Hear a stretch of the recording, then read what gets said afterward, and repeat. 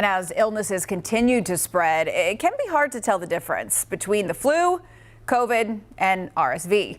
WCNC Charlotte's Lexi Wilson joining us live from Dilworth. So Lexi, there are some symptoms that signal one illness over the other, but it can get confusing, especially because we're in the middle of what they're calling this triple threat of sickness. Well, that's right. Health officials say certain illnesses have symptoms that others don't, and that's really what's key to figuring out which virus you may have.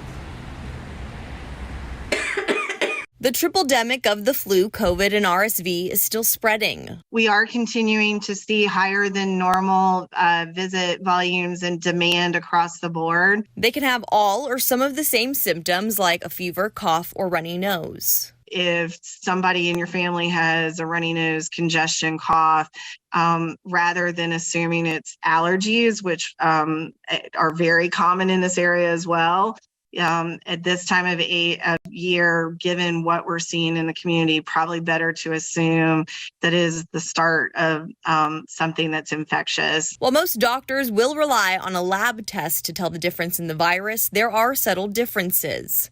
But let's start with the cold. You will not have a headache and body aches or wheezing. With RSV, you will not have a sore throat or headache and body aches. RSV also tends to stick to surfaces more, and so it's easier to pass through, touching a surface and then spreading it from there. Meanwhile, the flu and COVID have all symptoms of fever, sore throat, cough and congestion, body aches and wheezing.